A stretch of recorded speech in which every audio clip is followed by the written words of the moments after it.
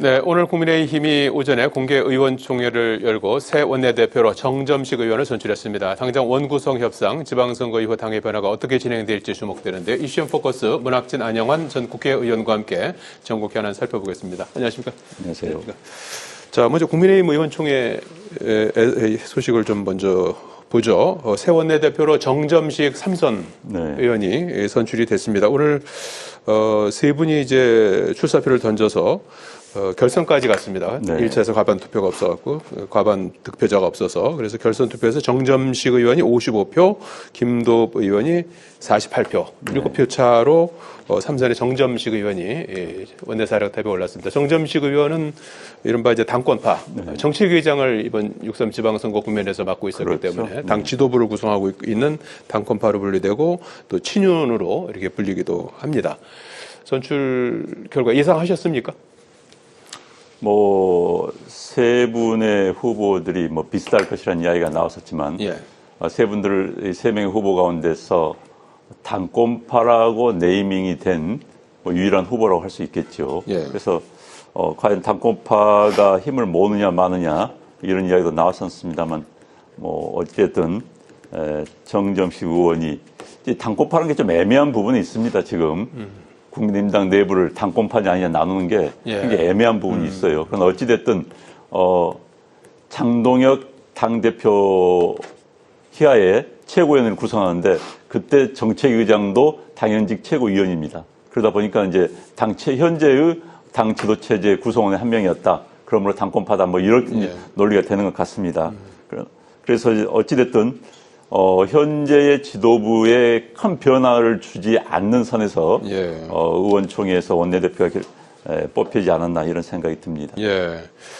지금 안으로는 장동혁 대표 사퇴론이 계속 제기가 됐었고 또 한동훈 의원 복당 문제, 선관위 국정조사 그리고 국회 원구성 이런 굵직굵직한 현안들이 선적해 있는데 이런 문제들을 어떻게 풀어갈 수 있을까요? 사실 굉장히 어렵지요. 왜냐하면 지금의 여당의 관용이라는 게 없습니다. 사실 정치에서는 절제가 필요하거든요. 합법적인 절제, 제도적인 절제. 그러니까 내가 힘을 가지고 있더라도 그 힘을 자제하는 것이 민주주의를 구성하는 중요한 요인 중에 하나인데 현재 여당에서는 그런 제도적인 절제를 찾아볼 수가 없습니다. 그런 속에서 제1야당 하기는 참 어렵습니다. 뭐든지 투표수로 하자, 다수결로 하자라고 하면은 야당 원내대표 할 수 있는 게 아무것도 없습니다.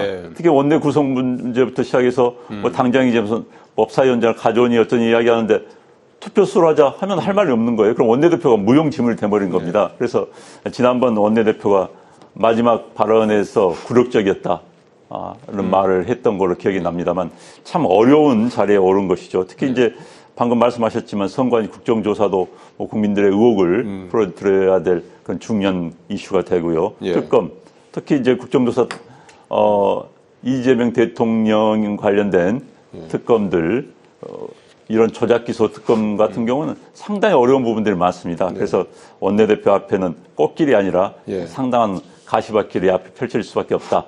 현재 국회 운영 시스템하에서 제1야당의 원내대표는 힘들 수밖에 없다. 이런 말씀 드리겠습니다.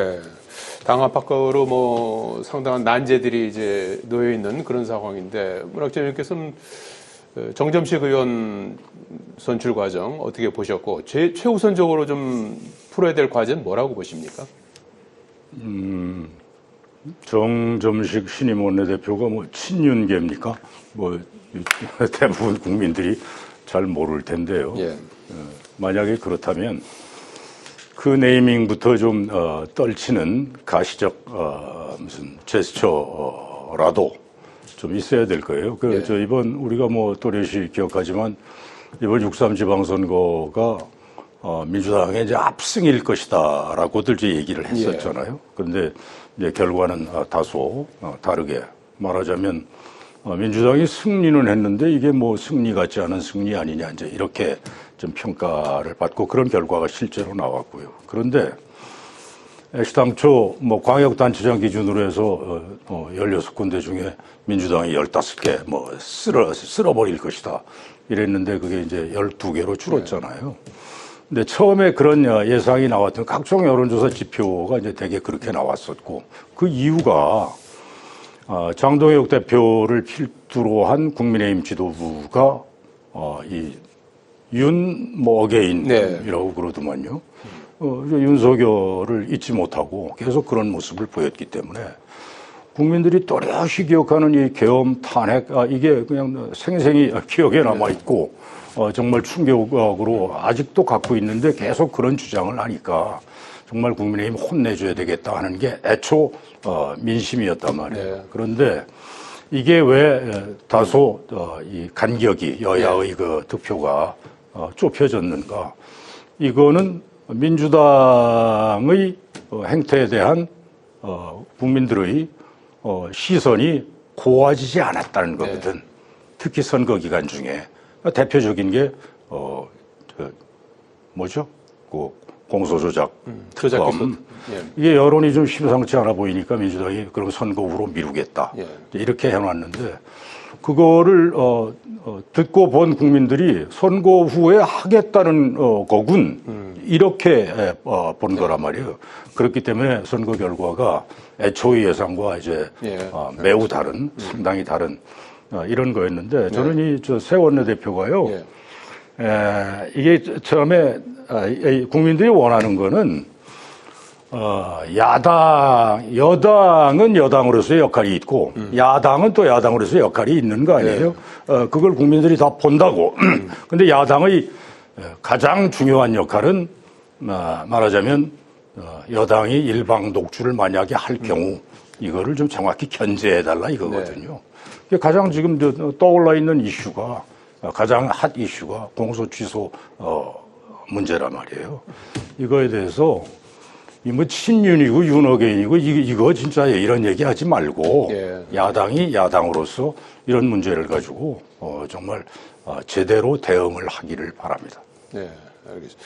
일단은 뭐 당장 아마 오늘 신임 원내대표가 선출이 됐으니까 국회 내부적으로 원구성 협상이 아마 이제 첫 번째 이제 시험대가 될 것 같습니다. 그래서 민주당 한병도 원내대표 같은 경우에는 늦어도 18일까지 원구성을 마치겠다는 목표로 협상을 진행하겠다는 입장이고 18일이면 뭐 다음 주 목요일쯤 되는 건데 어떻게 보십니까? 한병도 원내대표하고 정점식 원내대표의 그 합의 어떨 걸로 예상을 하시고 또 18개 상임위 18개. 법사위 같은 경우에는 뭐 여야 할 것 없이 서로 양보할 수 없다는 입장이고 거기에 더해서 이제 민주당은 이제 경제 관련 상임위를 가져가겠다는 입장이고 국민의힘은 역시 전반기에서 가져갔던 이제 경제 외교 이런 그 상임위까지 이제 계속 가져가야 된다 이런 입장이거든요. 상당히 좀 간극이 커 보이는데 어떻게 좀 협상을 해야 된다고 보십니까?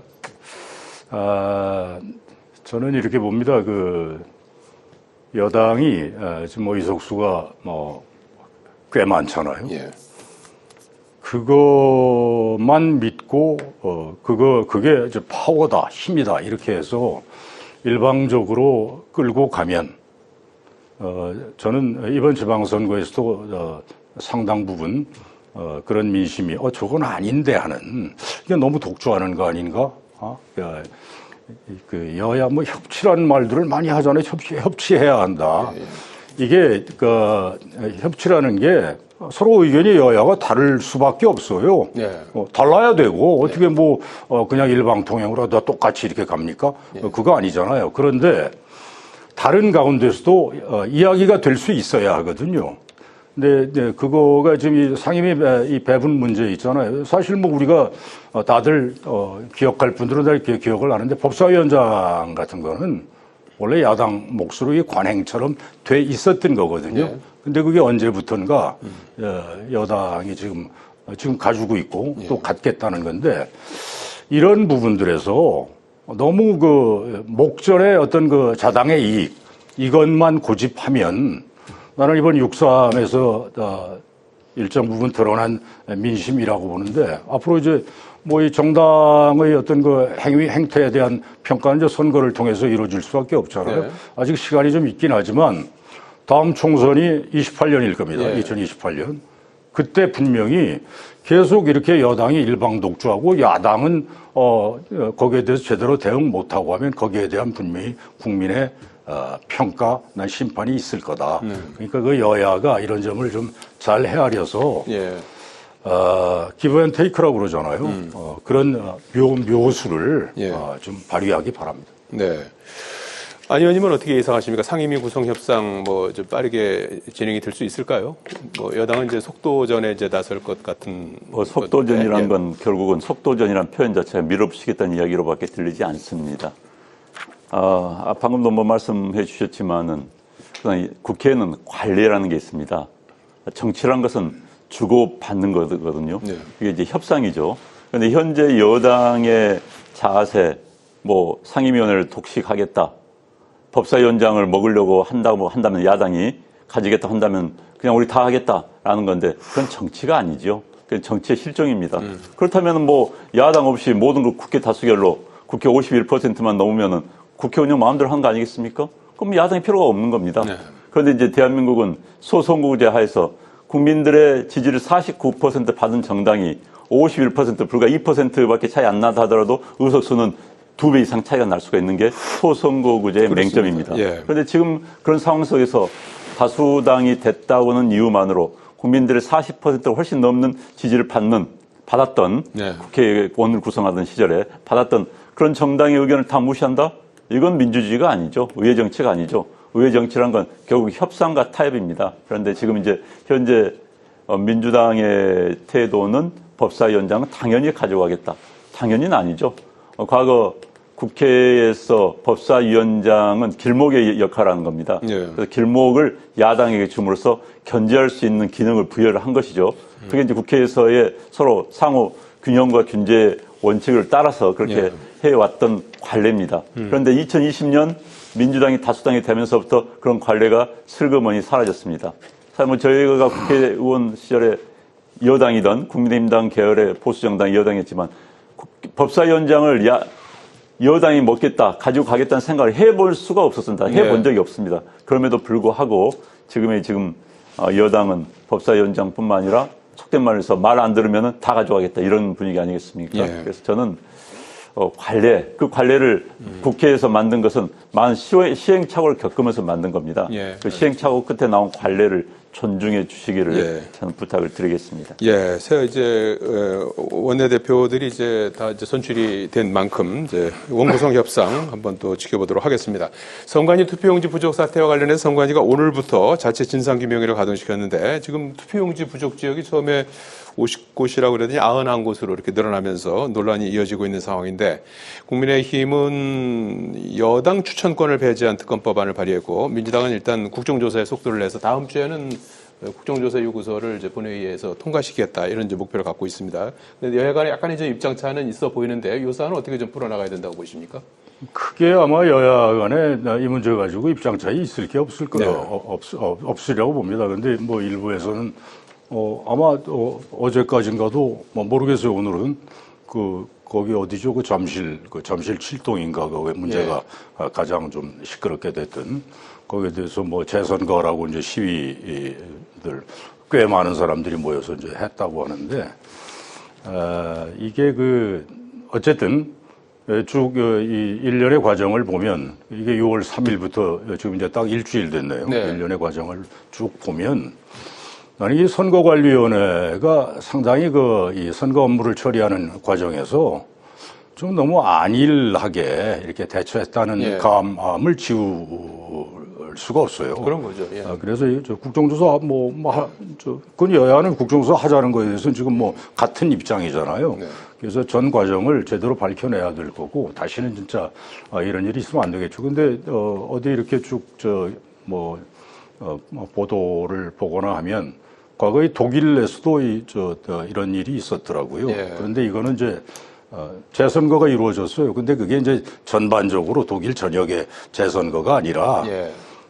베를린의 어느 지역이었던 모양인데 투표용지 부족했고 그래서 급하게 그 독일 선관위에서 다른 지역의 투표용지를 갖다 줘서 그러니까 A라는 지역에 사는 사람이 투표용지가 없어가지고 투표가 중단이 됐어. 네. 그런데 B 지역, C 지역 건지 어디 딴 데 투표용지를 갖다 가지고 그걸 가지고 투표를 했다 이거예요. 그래서 네. 법원이 이제 법원으로 갔단 말이에요. 네. 법원이 이거는 제대로 된 선거가 아니다. 그래서 그 지역이 다르죠.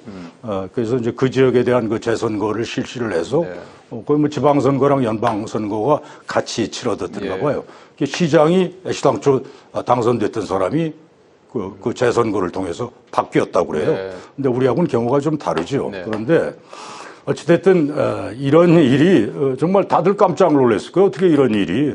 그러니까 그 사실은 말도 안 되는 부정선거다라는 이런 주장까지 좀 나오고 있는 판인데 국정조사 뭐 이거야 뭐 여야가 합심해서 알겠습니다. 제대로 해야죠. 아니요, 이 문제는 지금 뭐 국정조사는 여야 간에 이견이 없는 것 같고 이제 특검의 뭐 재선거 얘기까지 나오고 있는 상황인데 어떻게 좀 해소할 수 있을까요? 뭐 재선거는 그 다음 문제고요. 일단 뭐 특검은 해야 될 겁니다. 사실 뭐 국민들의 일부가 이게 문제가 있다고 한다면 의혹을 밝혀야 되지 않겠습니까? 그런데 국정조사로는 사실 한계가 있습니다. 특히 헌법기관, 다른 헌법기관에 대해서 국회가 국정조사 하기가 굉장히 어려운 측면이 많습니다. 그렇기 때문에 특검이 조사를 할 수밖에 없을 것 같고요. 특검을 만약에 이 조사를 거부한다면 민주당은 의혹을 받을 수밖에 없습니다. 왜 조사를 맡지? 근데 민주당도 사실 조사를 협조하고 조사를 하도록 하는 게 정치적으로나 또 국민들 앞에 당당할 겁니다. 저는 뭐 민주당이 여기에 연루되어 있다고 생각을 하지 않습니다. 그렇기 때문에 민주당도 적극적으로 나오는 게 맞다고 보고요. 그에 앞서서 선관위가 국정조사든 특검이든 모든 조사를 다 받겠다. 그리고 우리는 모든 의혹을 다 털어내겠다. 이런 그 선관위 자체의 선언이 좀 필요하다고 보고요. 이번 기회에 이런 부정선거니 이런 이야기가 더 이상 나오지 않도록 명확한 조사에서 이루어지기를 바랍니다. 자, 어제 이재명 대통령이 지금 이제 G7 회의 참석차 유럽 순방에 나섰는데 어제 그 출국하는 그 현장에 환송 행사에 정청래 대표가 불참하고 김민석 총리가 참석한 것으로 두고 여러 이제 얘기가 나오고 있습니다. 일반적으로 당 지도부가 나가는데 청와대에서 투표용지 부족 문제 등 주요 현안이 있으니까 참석하지 않아도 된다 이런 사실상 이제 불참을 이제 권고한 것 같아요. 그래서 여러 가지 여기에 대한 해석들이 나오고 있는데 어떻게 보셨습니까? 좀 코미디 같아요. 이런 거 가지고 언론이 시시콜콜이 쓰고 하는 게 기사를 뭐 일단은 좀 재미있어 보이니까 그 기사를 이제 읽어보긴 하는데 좀 코미디 같다 하는 생각이 드는 게 이런 느낌이 들더라고요. 지금 이제 8월 17일로 아마 전당대회가 민주당 날짜가 잡힌 것 같아요. 지금 보면 정청래 대표 연임하려고 이제 한다 하는 게 거의 기정사실로 돼 있고 김민석 총리 좀 사의 표명하고 이제 총리 아니잖아요. 지금 움직인다는 게 다들 눈에 보이잖아요.